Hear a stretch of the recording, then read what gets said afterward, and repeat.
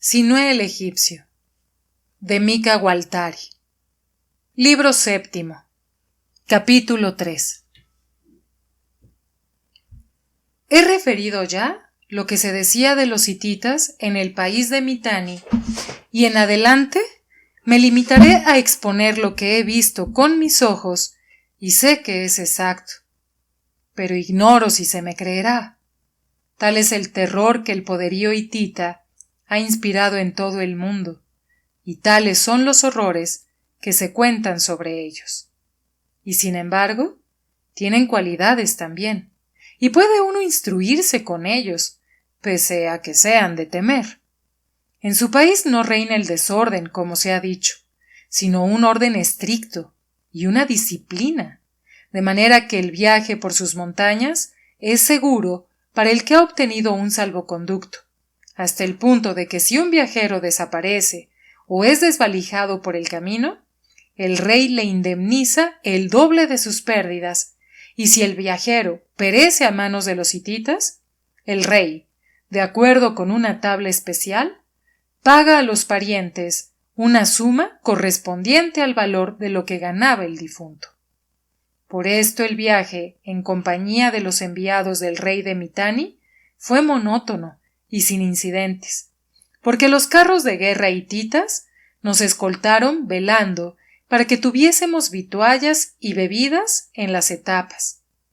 Los hititas son gente dura, y no temen ni el frío ni el calor, porque habitan las montañas áridas y deben desde la infancia acostumbrarse a las fatigas impuestas por el clima. Por esto, son gente sin miedo en el combate, y no se perdonan, y desprecian a los pueblos blandos, y los someten, pero respetan a los valientes y fuertes, buscando su amistad.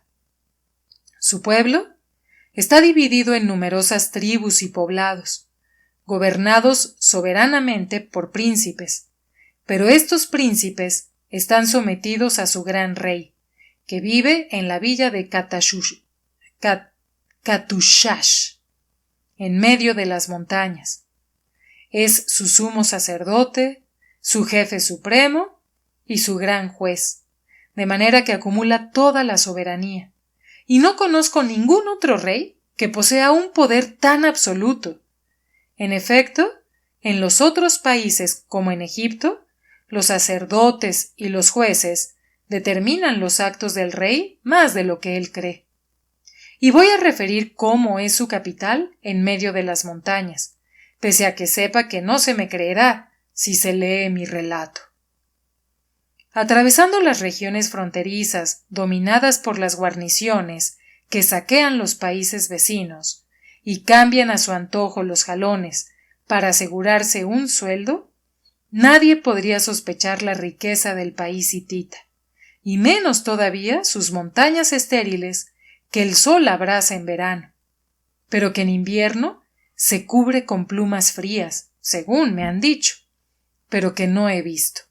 Estas plumas caen del cielo y cubren el suelo, fundiéndose en agua cuando llega el verano. He visto tantas cosas sorprendentes en el país de los hititas que doy crédito a este relato, por más que no comprenda cómo las plumas pueden convertirse en agua. Pero de lejos he visto las montañas cubiertas de estas plumas blancas. En la llanura desolada de la frontera siria tienen la fortaleza de Karchemish, cuyas murallas están construidas con piedras enormes y cubiertas de imágenes espantosas. Allí es donde recaudan los impuestos sobre todas las caravanas y los mercaderes que cruzan su país, y así amontonan abundantes riquezas, porque los impuestos son pesados, y Karchemish está situada en un cruce de numerosas rutas de las caravanas. Quien haya visto esta fortaleza alzarse espantosa sobre la montaña, a la luz del crepúsculo matutino, en medio de la llanura, en la cual los cuervos se precipitan para roer cráneos y huesos blanqueados por el sol, creerá lo que cuento de los hititas, y no dudará de mis palabras. Pero no permiten a las caravanas y a los mercaderes atravesar su país más que por algunos caminos determinados, y a lo largo de estos caminos los poblados son pobres y mezquinos, y los viajeros ven tan solo algunos raros campos cultivados, y si alguien se aparta del camino autorizado, es aprisionado y desvalijado, y llevado como esclavo a las minas. Yo creo que la riqueza de los hititas proviene de las minas donde los esclavos y los prisioneros extraen, además del oro y el cobre, un metal desconocido que tiene un brillo gris azulado y es más duro que todos los minerales y tan caro que en Babilonia lo utilizan para hacer joyas. Pero los hititas hacen armas. Ignoro cómo se puede llegar a forjar o dar forma a este metal, porque no se funde al calor como el cobre. Además de las minas, los valles y las montañas poseen campos fértiles y arroyos claros, y cultivan los árboles frutales, que crecen en las laderas de las montañas, y en las cuestas tienen también viñas. La mayor riqueza visible de cada uno está constituida por los rebaños de ganado. Cuando se citan las grandes ciudades del mundo, se habla de Tebas y Babilonia, y algunas veces de Nínive, pese a que no he estado, pero nadie habla nunca de Katushash, que es la capital de los hititas y el hogar de su poderío, como el águila posee su nido en las montañas, en el centro de terrenos de caza. Y sin embargo, esta villa, por su poderío, resiste las comparaciones con Tebas y Babilonia, y cuando se piensa que sus inmensos edificios altos, como las montañas, están construidos con piedras talladas, y sus murallas no pueden derrumbarse, y son más sólidas que todas las que he visto, estimo que esta villa es una de las maravillas del mundo, porque no esperaba ver lo que en ella descubrí.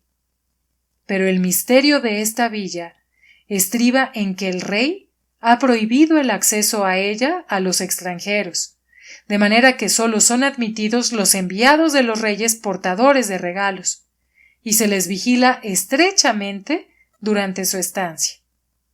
Por esto, los habitantes no hablan con los extranjeros, aunque entiendan su lengua, y si se les hace una pregunta, contestan, no lo sé, o no entiendo, y miran a su alrededor, con miedo, para ver si alguien les ha visto hablar con el extranjero. Sin embargo, no son mala gente, son de natural amables y observan las ropas de los extranjeros si son soberbias, y los siguen por las calles. No obstante, las vestiduras de sus nobles y grandes son tan bellas como las de los extranjeros y enviados, porque les gustan mucho las ropas abigarradas y bordadas de oro y plata, y como insignias llevan almenas y un hacha doble, que son los emblemas de sus dioses. Sobre sus trajes de fiesta se ve también algunas veces un disco alado. Llevan botas de cuero flexible y pintado, o zapatos con la punta larga y levantada. Tienen unos altos sombreros puntiagudos, y sus mangas son muy largas, llegando a veces hasta el suelo, y unos trajes también muy largos y plisados. Se diferencian de los habitantes de Siria, Mitanni y Babilonia, en que llevan el mentón afeitado, a la moda egipcia, y algunos nobles se afeitan también el cráneo, no dejando sobre la cabeza más que un mechón de cabellos que trenzan. Tienen la barbilla fuerte y vigorosa, y la nariz es larga y ganchuda, como las aves de rapiña. Los nobles y los grandes que viven en la ciudad son gordos, y su rostro es reluciente, porque están acostumbrados a una alimentación abundante. No reclutan mercenarios, como los pueblos civilizados, sino que son todos soldados, y se reparten entre sí los grados, de manera que los más elevados son los que pueden sostener un carro de guerra, y el rango no se fija según el nacimiento, sino según su habilidad en el manejo de las armas. Por esto, todos los hombres se reúnen una vez al año bajo el mando de sus jefes y sus príncipes para hacer ejercicios militares. Katushash no es una villa comerciante como todas las demás grandes ciudades, sino que está llena de talleres y forjas de donde sale sin cesar un estruendo de metal, porque forjan las puntas de las lanzas y las flechas, así como ruedas y cureñas de carros de guerra. Su justicia difiere también de la de todos los demás pueblos, porque sus castigos son extraños y ridículos. Así, si un príncipe intriga contra el rey para destronarlo, no es condenado a muerte, sino que es mandado a la frontera para que adquiera mérito y mejore su reputación. Y no hay casi crimen que no pueda expiarse con multas, porque un hombre puede matar a otro sin ser condenado a muerte, y debe sencillamente indemnizar a los parientes de la víctima. No castigan tampoco el adulterio, porque si una mujer encuentra a un hombre que le guste más que su marido, tiene el derecho de abandonar el hogar, pero el nuevo marido debe indemnizar al primero. Los matrimonios estériles son anulados públicamente, porque la ley exige a los súbditos muchos hijos. Si alguien mata a otro en un lugar desierto, no tiene que pagar tanto como si la muerte ha tenido efecto en la ciudad y en público, porque a su juicio, el hombre que se va solo a un lugar solitario induce al otro a la tentación de ejercitarse. No hay más que 2 crímenes castigados con la muerte, y en este castigo es donde se observa mejor la locura de su sistema judicial. Los hermanos y hermanas no pueden casarse entre sí sin incurrir en la pena de muerte, y nadie debe ejercer la magia sin permiso.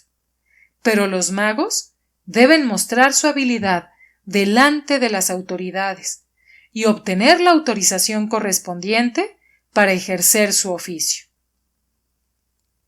A mi llegada al país de Kati, su gran rey Shubiluliuma reinaba desde hacía 25 años, y su nombre era tan temido que la gente se inclinaba y levantaba el brazo al oírlo, y lanzaba vítores en su honor, porque había restablecido el orden en el país y sometido numerosos pueblos.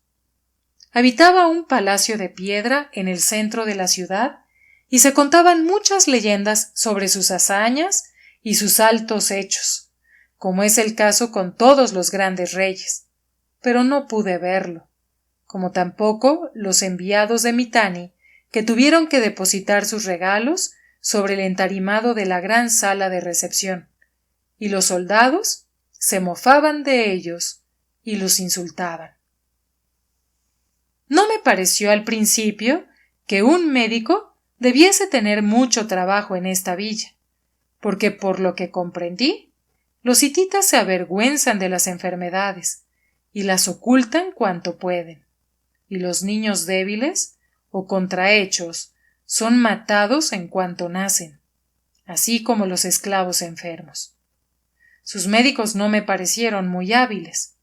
Son hombres incultos que no saben leer, pero tratan hábilmente las heridas y contusiones, y tienen excelentes remedios contra el mal de las montañas y las fiebres. Sobre este punto yo me instruí con ellos. Pero si alguien caía mortalmente enfermo, preferiría la muerte a la curación, por miedo a quedar enfermizo hasta el fin de sus días. En efecto, los hititas no temen a la muerte, como todos los pueblos civilizados, sino que temen más la debilidad del cuerpo. Pero al fin y al cabo, todas las grandes ciudades son parecidas, así como los nobles de todos los países.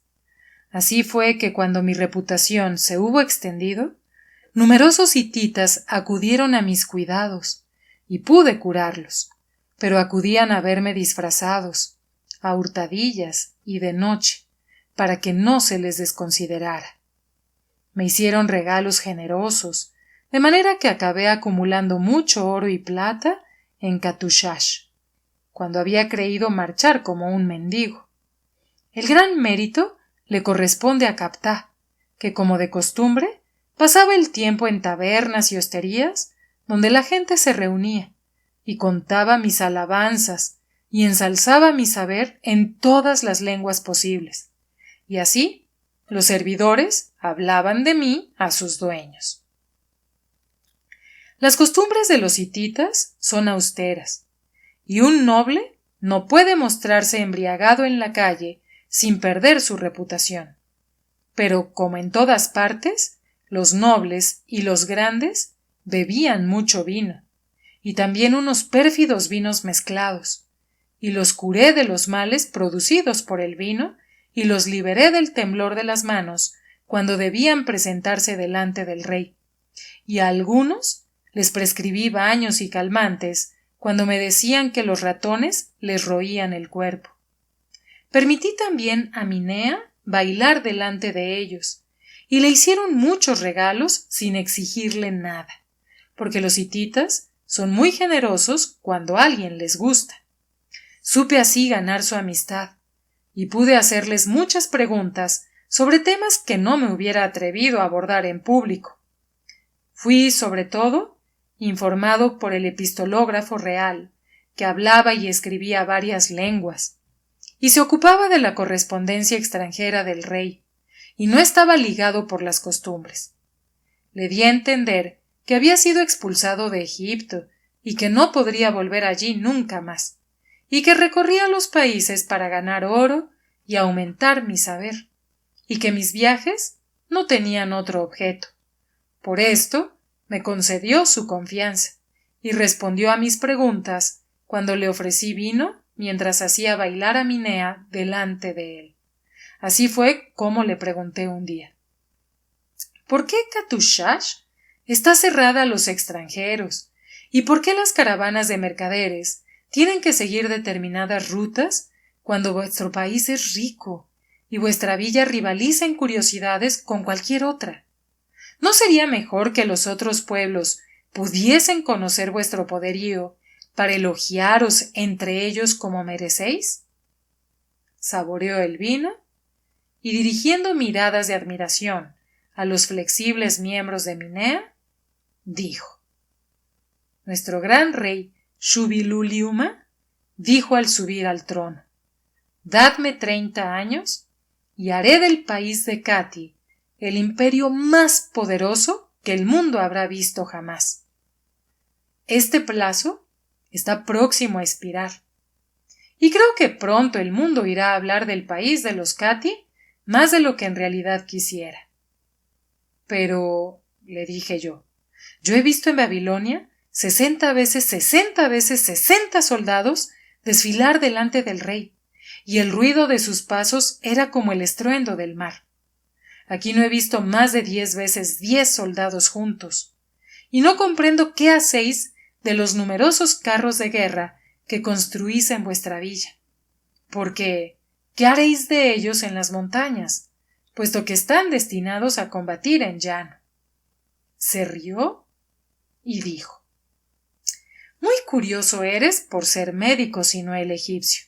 Quizás sea para ganar nuestro mezquino pan vendiendo los carros a los reyes de la llanura. Y al decir estas palabras me guiñaba el ojo y adoptó un aire malicioso. No creo una palabra de lo que me dices, le dije osadamente.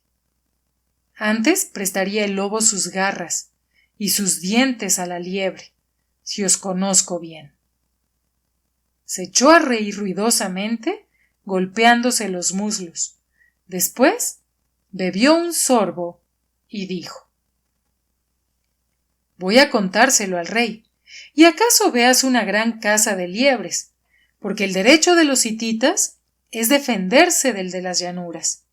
Si no os comprendo mal, en vuestro país los ricos gobiernan a los pobres, pero en el nuestro los fuertes gobiernan a los débiles, y creo que el mundo conocerá la nueva doctrina antes de que tus cabellos hayan blanqueado, Sinué.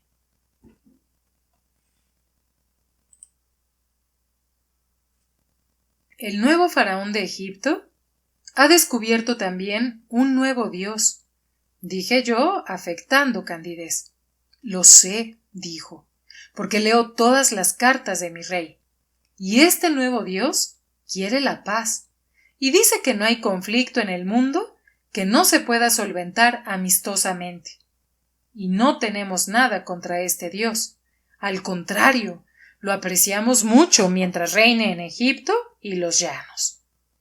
Vuestro faraón ha enviado a nuestro rey una cruz egipcia que llama signo de vida, y gozará ciertamente de la paz durante algunos años, todavía, si nos manda suficiente oro para que podamos almacenar más cobre y hierro y cereales y fundar nuevos talleres y preparar carros de guerra más pesados todavía, porque todo esto exige mucho. Y nuestro rey ha traído a Katushash los más hábiles armeros de todos los países, ofreciéndoles salarios generosos. Pero no creo que el saber de un médico pueda responderte a la pregunta de por qué lo ha hecho.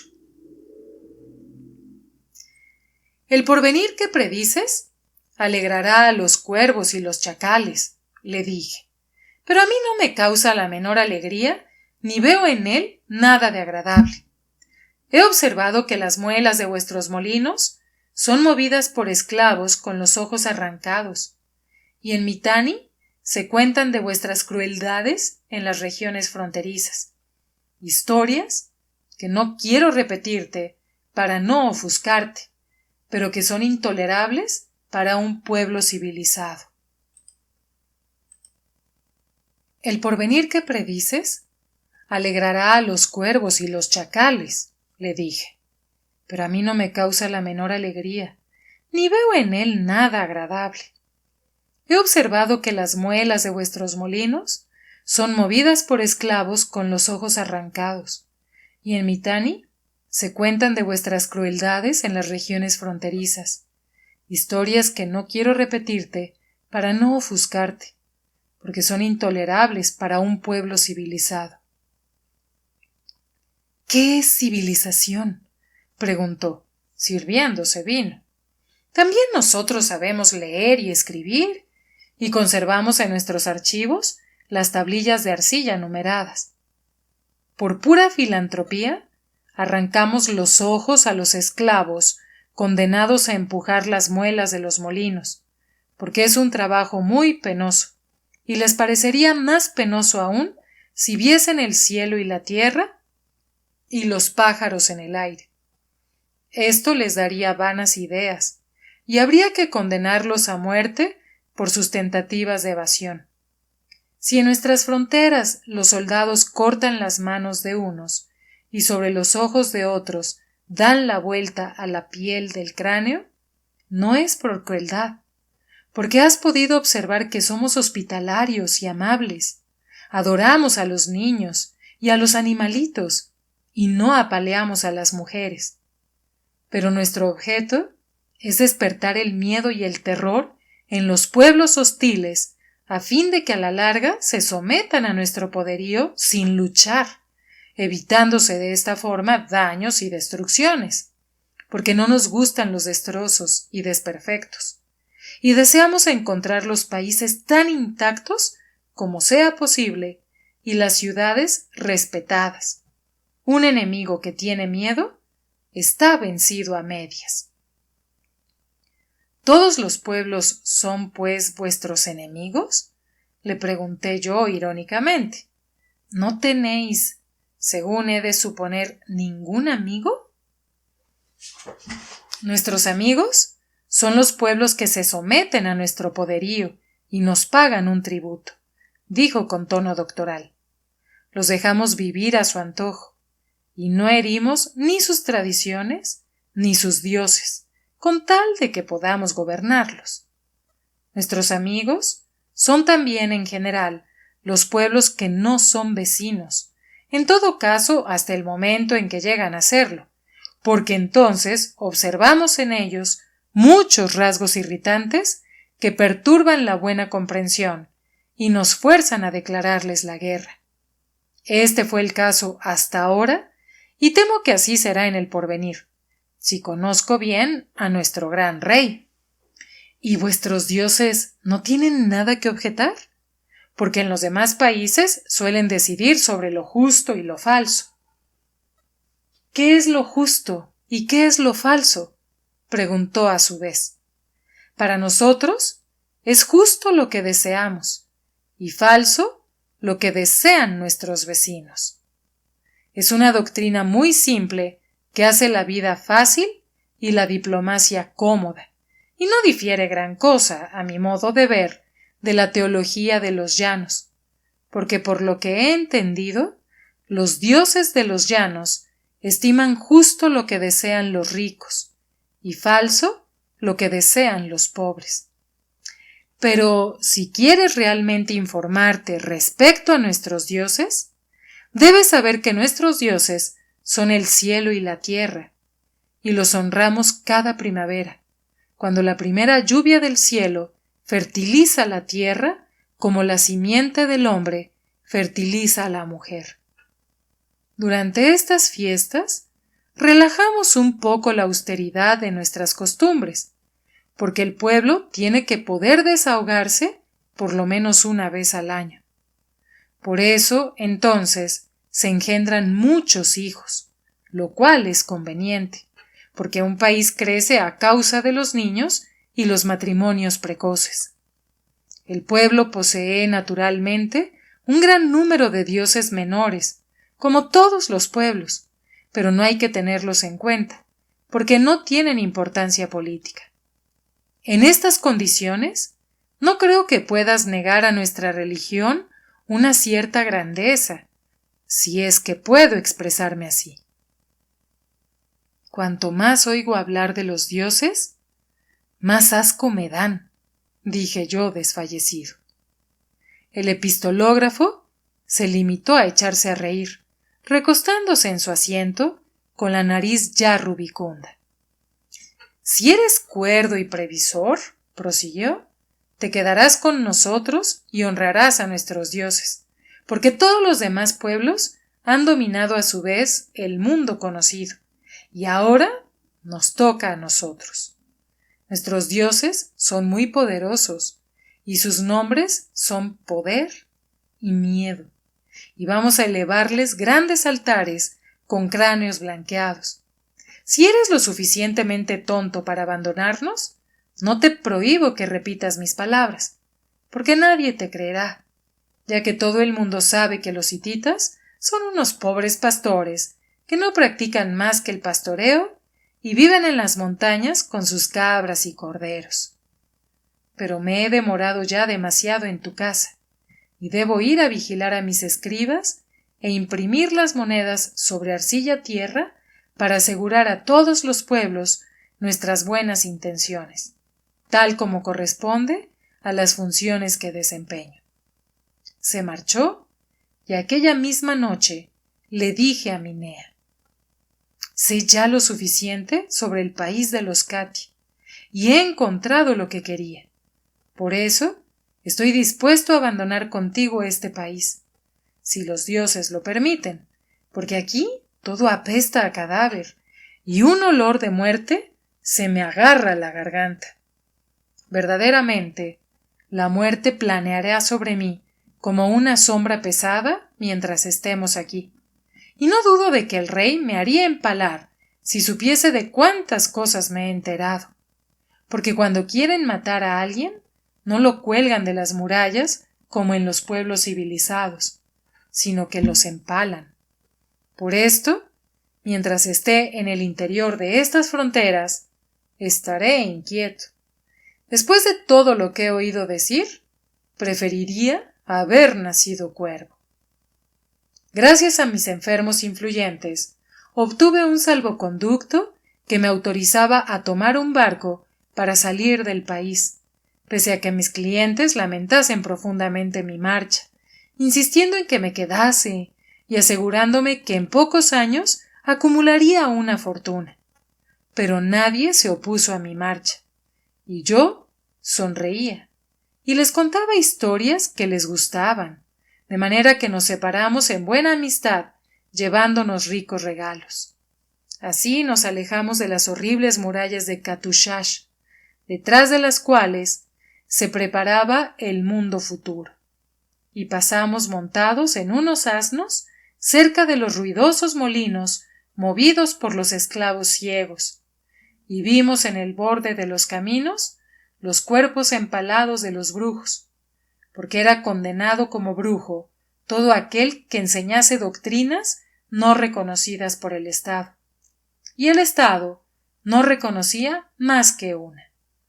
Aceleré el paso lo más que pude, y el 20º día llegamos a puerto. Capítulo 4. A este puerto abordaban los navíos de Siria y de todas las islas del mar, y era parecido a todos los demás puertos, pese a que los hititas lo vigilasen estrechamente a fin de percibir un impuesto sobre los navíos y fiscalizar las tablillas de todos los que abandonaban el país. Pero nadie desembarcaba para ir al interior del país, y los capitanes, los segundos y los marineros no conocían del país de Cati más que este puerto, y de este puerto las mismas tabernas, las mismas casas de placer, las mismas barraganas y la misma música siria que en todos los demás países del mundo.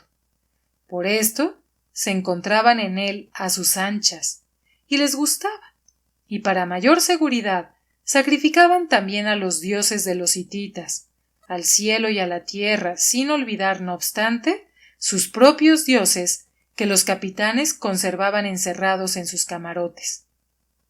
Permanecimos algún tiempo en esta villa, pese a que fuese turbulenta y estuviera llena de vicios y de crímenes, porque cada vez que veíamos un barco que aparejaba para Creta, Minea decía: «Es demasiado pequeño y podría naufragar.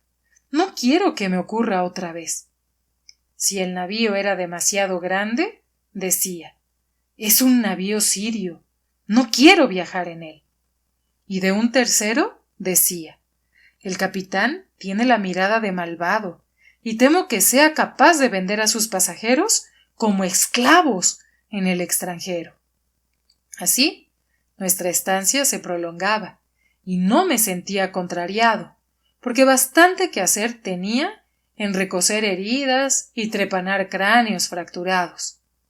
El jefe de los guardias del puerto recurrió también a mí, porque sufría de la enfermedad de los puertos y no podía tocar a una mujer sin experimentar vivos dolores.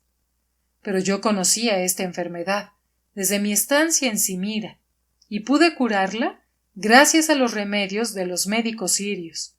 La gratitud del jefe no tuvo límites, puesto que de nuevo podía divertirse a su antojo con las prostitutas del puerto. Era en efecto una de sus prerrogativas, y cada mujer que quería ejercer su profesión en el puerto tenía primero que entregarse gratuitamente a él y a sus secretarios. Por esto estaba desesperado de tener que renunciar a este privilegio. En cuanto estuvo curado, me dijo: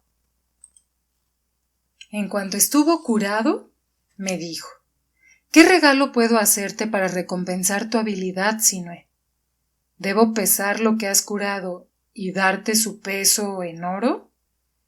Pero yo respondí: «No me interesa tu oro, pero dame el puñal que llevas en la cintura y te lo agradeceré, y así tendré un recuerdo tuyo».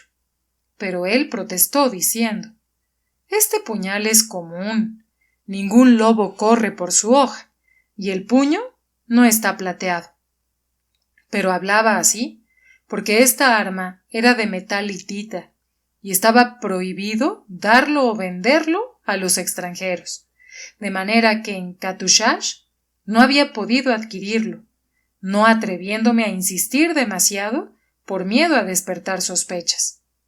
Estos puñales no se veían más que en posesión de los grandes señores de Mitanni, y su precio era 10 veces el de su peso en oro y 14 en plata. Sus poseedores no querían deshacerse de ellos porque había muy pocos en el mundo, pero para un hitita esta arma no tenía gran valor, puesto que no tenía derecho a venderla. Pero el jefe de los guardias se dijo que yo abandonaría pronto el país y que podría utilizar su oro con mejor provecho que pagando un médico.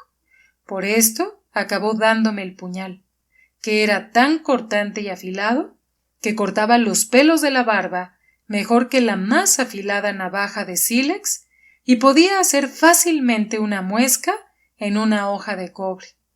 Este regalo me causó el más vivo placer y decidí dorarlo y platearlo, como hacían los nobles de Mitanni cuando conseguían procurarse uno. El jefe de los guardianes, lejos de guardarme rencor, se hizo amigo mío, porque lo había curado radicalmente, pero le aconsejé que echase del puerto a la mujer que lo había infectado, y me dijo que la había ya hecho empalar, porque esta enfermedad era indudablemente producto de un embrujamiento. El puerto poseía también una pradera donde se guardaban toros salvajes, como en la mayoría de los puertos, y la gente joven ponía a prueba su agilidad y su valor peleándose contra las bestias, clavándoles raíletes en la nuca y saltando por encima de ellos. Minea estuvo encantada de ver aquellos toros y quiso entrenarse con ellos. Así fue como la vi por primera vez bailar delante de los toros. Yo no había visto nunca un espectáculo parecido, y mi corazón se estremecía de angustia por ella, porque un toro salvaje es la más terrible de todas las fieras, peor incluso que un elefante, que se está quieto si no se le molesta. Y sus cuernos son largos y afilados, y es capaz de atravesar fácilmente a un hombre y lanzarlo al aire para pisotearlo con sus pezuñas. Pero Minea bailó delante de los toros, ligeramente vestida, esquivando los cuernos cuando la bestia bajaba la cabeza y atacaba mugiendo. Su rostro se excitaba y se animaba y arrojaba la redecilla de oro de sus cabellos que flotaban al viento, y su danza era tan rápida que la mirada no podía discernir sus movimientos cuando saltaba por entre los cuernos del toro, y agarrándose a ellos, ponía un pie en su testuz peludo para saltar en el aire y volver a caer sobre su lomo. Yo admiraba su arte, y ella se daba cuenta, porque realizó proezas que hubiera considerado imposibles para un cuerpo humano si me las hubiesen contado. Por esto la miraba, con el cuerpo bañado en sudor, incapaz de permanecer en mi sitio, a pesar de las protestas de los espectadores situados detrás de mí, que me tiraban de los faldones de mi túnica. A su regreso del campo fue generosamente festejada, y le pusieron coronas de flores en la cabeza y en el cuello, y los muchachos jóvenes le regalaron una copa soberbia sobre la cual estaba pintada en rojo y negro la imagen del toro, y todos decían: es el espectáculo más bello que verse puede. Y los capitanes que habían estado en Creta decían: difícilmente se encontraría en toda Creta una bailarina igual. Pero ella se me acercó y se apoyó contra mí, cubierta de sudor. Apoyó su cuerpo juvenil, delgado y flexible, en el que cada músculo temblaba de fatiga y de orgullo. Y yo le dije: no he visto nunca a nadie que se parezca a ti. Pero mi corazón estaba henchido de melancolía, porque después de haberla visto bailar delante de los toros, sabía que los toros la separaban de mí como una magia funesta. Poco después, llegó al puerto un navío de Creta que no era ni demasiado grande ni demasiado pequeño, y cuyo capitán no tenía la mirada de malvado, y además hablaba el idioma de Minea. Por esto ella me dijo: «Este navío me llevará con seguridad hacia el Dios de mi patria, de manera que podrás abandonarme y alegrarte de haberte desembarazado por fin de mí, que tantas molestias y perturbaciones te he causado». Pero yo le dije: «Sabes muy bien, Minea, que te seguiré a Creta». Ella me miró, y sus ojos eran como el mar al claro de luna. Se había pintado los labios, y sus cejas eran 2 delgadas líneas negras sobre la frente. Y dijo: «No sé verdaderamente por qué quieres seguirme, Sinué, puesto que sabes muy bien que este navío me llevará directamente a mi país, y que no puede ocurrirme ninguna desgracia por el camino». Y yo le dije: «Lo sabes tan bien como yo, Minea». Entonces ella puso sus largos dedos en mis manos y suspirando dijo: «He pasado por muchas pruebas en tu compañía, Sinué, y he visto muchos pueblos, de manera que mi patria se ha esfumado un poco en mi espíritu como un bello sueño, y no aspiro ya como antes a volver a ver a mi Dios. Por esto he demorado mi marcha, como ya te habrás dado cuenta, pero al bailar delante de los toros he sentido que debería morir si pusieras la mano sobre mí». Y yo le dije: «Sí, sí, sí, hemos hablado a menudo de eso ya, y no pondré la mano sobre ti, porque sería vano irritar a tu Dios por una bagatela que cualquier mujer puede darme, como dice muy bien Captá». Entonces sus ojos lanzaron llamas como los de un gato montés en la oscuridad, y clavó sus uñas en mis manos, gritando: «Ve corriendo a casa de estas mujeronas, porque tu presencia me repugna. Corre a casa de estas cochinas mujeres del puerto, puesto que sientes deseos, pero debes saber bien que después no te conoceré ya, y que acaso te haga sangrar con mi puñal. Puedes perfectamente prescindir de lo que yo prescindo también». Yo le sonreí y dije: «Ningún dios me lo ha prohibido». Pero ella respondió: «Yo soy quien te lo prohíbe, e intenta acercarte a mí después de haberlo hecho». Yo le dije: «No tengas miedo, Minea, porque estoy profundamente asqueado de lo que hablas, y no hay nada más fastidioso que divertirse con una mujer, de manera que, después de haberlo probado, no quiero renovar el experimento». Pero ella se excitó de nuevo y dijo: «Tus palabras ofenden gravemente mis sentimientos femeninos, y estoy segura de que no te cansarías de mí». Así me era imposible contentarla, a pesar de mi esfuerzo, y aquella noche no acudió a mi lado como de costumbre, sino que se llevó su alfombra a otra habitación y se cubrió la cabeza para dormir. Entonces la llamé y dije: «Minea, ¿por qué no calientas mi cuerpo como antes, puesto que eres más joven que yo, y la noche es fría y tiemblo bajo mi alfombra? No dices la verdad, porque mi cuerpo está ardiendo como si estuviese enferma, y no puedo respirar con este calor asfixiante. Por esto prefiero dormir sola, y si tienes frío, pide una estufa o ponte un gato al lado, y no me molestes más». Me acerqué a ella y le toqué el cuerpo y la frente, y estaba verdaderamente febril, y temblaba bajo su alfombra, de manera que le dije: «Quizás estés enferma, déjame que te cuide». Pero ella rechazó su manta con el pie, y dijo con cólera: «Vete, no dudo de que mi Dios curará mi enfermedad». Pero al cabo de un momento dijo: «Dame de todos modos un remedio, Sinué, porque me ahogo y tengo ganas de llorar». Le di un calmante y acabó durmiéndose, pero yo velé a su lado hasta el alba, cuando los perros comenzaron a ladrar en el crepúsculo lívido.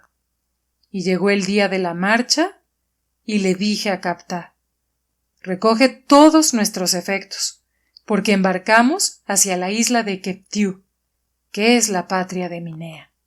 Pero Captá dijo: me lo figuraba, pero no desgarraré mis vestiduras porque tendría que volverlas a coser. Ni tu perfidia merece que derrame ceniza sobre mis cabellos, porque a nuestra salida de Mitanni me has prometido que no volveríamos a tomar nunca jamás otro navío. Esta maldita Minea acabará llevándonos a la muerte, como lo presentí cuando nuestro primer encuentro. Pero mi corazón se ha endurecido, y no protesto ni aúllo por no perder la vista de mi único ojo, porque he llorado ya demasiado por culpa tuya, por todos los países a los que tu sagrada locura nos ha llevado. Te digo simplemente que sé de antemano que será mi último viaje, y renuncio incluso a cubrirte de reproches. He preparado ya todos nuestros efectos, y estoy a punto para la marcha, y no tengo otro consuelo que saber que has escrito ya todo esto en mi espalda, a fuerza de bastonazos, el mismo día en que me compraste en el mercado de esclavos de Tebas. La docilidad de Captá me sorprendió profundamente, pero pronto comprobé que había interrogado a varios marinos y que les había comprado muy caros diversos medicamentos contra el mareo. Antes de nuestra marcha, se puso un amuleto en el cuello y ayunó, y se apretó estrechamente el cinturón, y bebió una poción calmante, de manera que subió a bordo con los ojos de un pescado cocido y pidió con voz pastosa carne de cerdo grasa, que según las afirmaciones de los marinos era el mejor remedio contra el mareo. Después se tendió y se durmió con una costilla de cerdo en una mano y el escarabajo en la otra. El jefe de los guardias me deseó buen viaje tomando mi tablilla, y después los remeros sacaron sus remos y el navío ganó alta mar. Así comenzó el viaje a Creta, y delante del puerto el capitán ofreció un sacrificio al dios del mar y a los dioses secretos de su camarote, y haciendo izar las velas, el barco se inclinó y hendió las aguas, y el estómago se me subió a la boca, porque el mar inmenso estaba muy agitado y no se veía ya la costa.